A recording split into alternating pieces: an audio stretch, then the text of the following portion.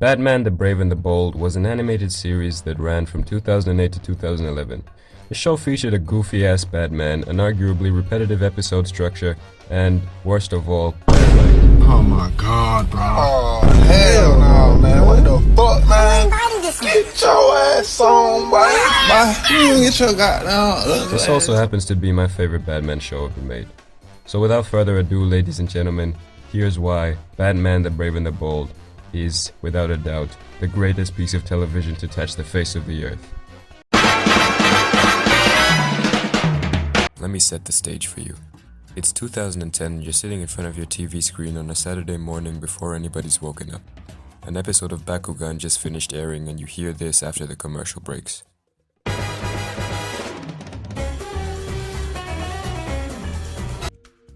Life is good.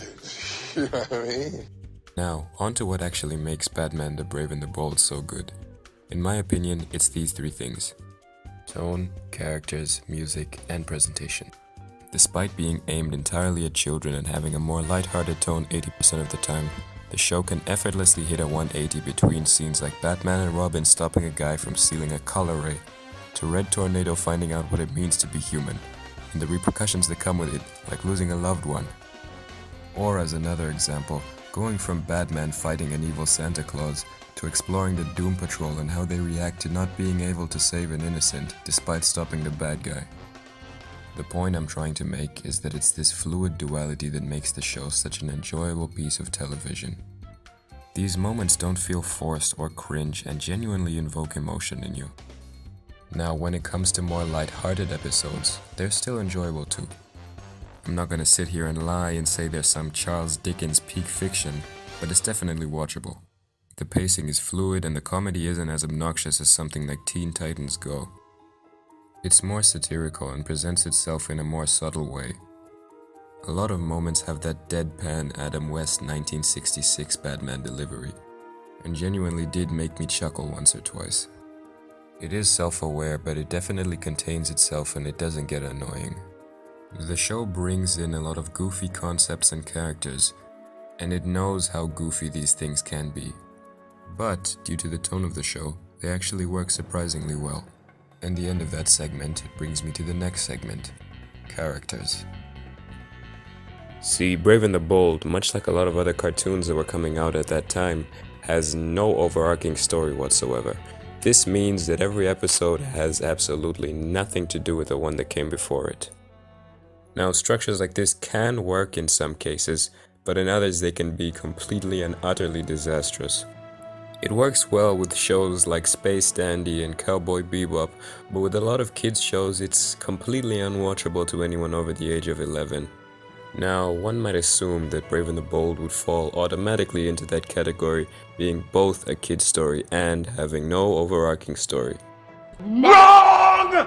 Brave and the Bold makes every episode fresh and exciting with its characters. I mean, to start off with, the Batman in this show is an absolute blast to watch every single episode.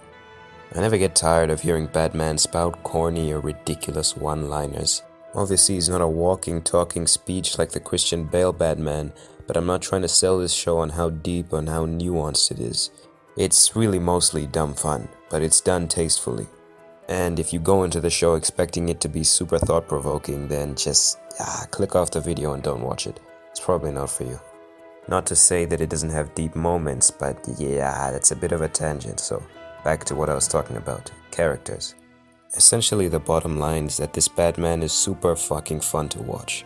Like this scene, for example. This villain lady asks him something like, would you ever hit a woman? And what does Batman do? Would you? The hammer of justice is unisex.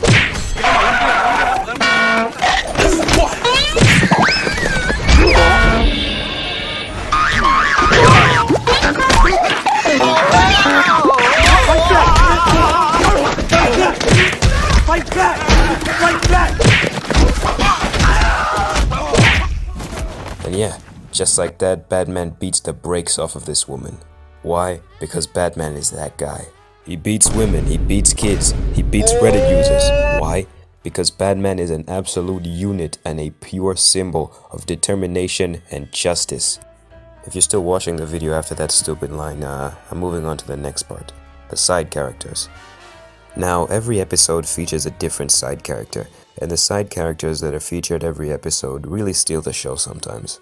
And this show has tons of characters.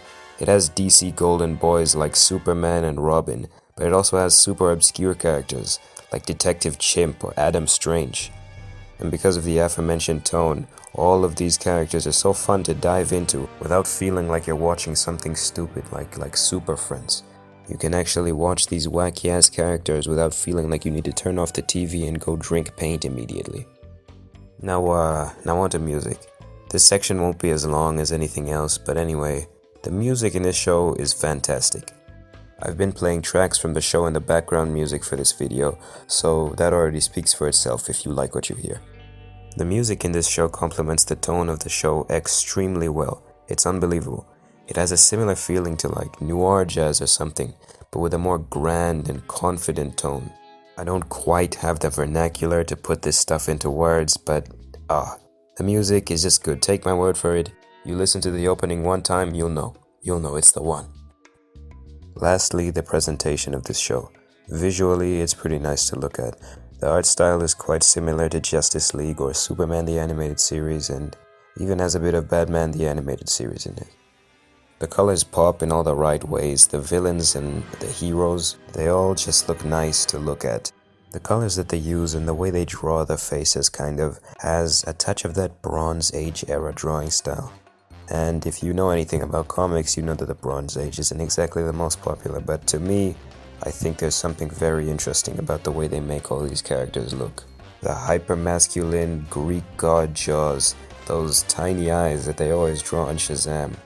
The way that the faces are kind of minimalist but detailed at the same time. That with the more modern art style this show adopts just contributes to a really timeless feel.